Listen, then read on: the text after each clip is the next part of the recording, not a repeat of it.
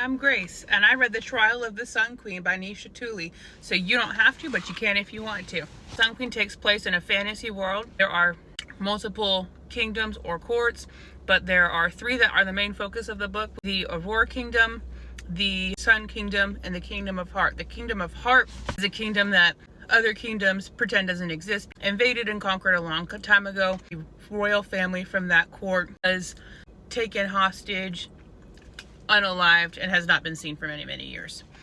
There are three main characters: Nadir, Atlas, and Lore. Atlas is the king of the Sun Kingdom. Nadir is the prince, soon to be monarch of the Aurora Kingdom. And Lore is just a human who has been imprisoned in the Aurora Kingdom. Plot starts out from Lore's perspective. She's imprisoned in the Aurora Kingdom for an unknown reason with her two siblings, her younger sister and her older brother. When we first meet her, she is in an altercation with a fellow inmate because the fellow inmate stole a bar of soap that Lore did some dirty things to acquire. She gets banished to a dangerous region right outside the prison where many people don't survive. Surprise, she survives. She gets kidnapped and taken to the Sun Kingdom. It is at this time that Nadir is summoned by his father and tasked with finding the prisoner who escaped. Lore wakes up from being taken. She is now in the Sun Kingdom. She was kidnapped by the Sun Kingdom to participate in this bachelor-style competition where multiple women compete to marry Atlas, the king of the Sun Kingdom. Lore gets on board very quickly because it's a pretty good come up for her to go from being in prison to have an option to marry the monarch of one of the rival kingdoms to the one that she is currently imprisoned in. There will be 4 specific competitions women have to go through in order to compete for the affections of the Sun King. While this is all happening, Nadir is doing his best to find Lore. Turns out this whole time she's competing in this bachelor style competition. She's competing with people who have trained their whole life for this competition, while she's just a sewer rat that ended up being snatched up from not only prison, but being banished from the prison. Right out the gate, she immediately captures the attention of Atlas, the Sun King. He shows very obvious favoritism towards her and one other girl. They start off with the first competition. It's this quiz game where they all hang from ropes over the ocean and have to answer trivia questions about Atlas. Turns out Atlas snuck her a journal the night before that had a lot of the answers to the personal trivia questions. She still falls into the ocean, almost gets by a mermaid, swims to shore. Turns out swimming to shore was part of the test. She passes. That's test number 1. Test number 2 is just this wipeout style obstacle course. Lore survives.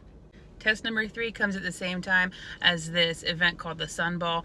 All the other kingdoms are invited to participate. Each of the girls is given a mark of one of the guests. They are supposed to steal an item of significance off of their mark by using their charm and their wit. Lore's handler incorrectly tells her that her mark is Nadir. She meets Nadir, sparks fly, they dance. Atlas becomes enraged with jealousy at their interaction. Turns out her handler was lying. That wasn't even her mark. Regardless, it's time for the last trial. Lore goes to sleep one day, wakes up with all of the surviving competitors. They are in a Hoth-style Star Wars ice cave. They are in the ice cave for 3 days, screaming, crying, throwing up. Lore figures out that she's supposed to jump off the ledge outside of the ice cave because it was all an illusion. She lands in a hedge maze. In the hedge maze, her family members are running around, screaming for help. There's monsters coming out of every alcove to attack them. Lore guides her family members to a door on the side of one of the hedges of the hedge maze. She bursts through the door. There's a surprise party saying, "Congratulations, you accidentally won the Sun King." Lore has to go stand in front of a special mirror that tells her whether or not at the end of the day, even though she won the competition, if she's worthy of being the wife of Atlas. Turns out, as soon as she stands in the mirror, big reveal, she's the missing queen of the Kingdom of Heart. This whole time, she's had this special missing jewel hanging on a pendant around her neck from the Kingdom of Heart, and nobody noticed, but whatever, I just work here. The mirror says that because she's the long lost living descendant of the Kingdom of Heart, she is not eligible to be the wife of Atlas. Lore lies to Atlas and says that the mirror said that she wasn't worthy. She conveniently leaves out the part that it's because she comes from a royal bloodline.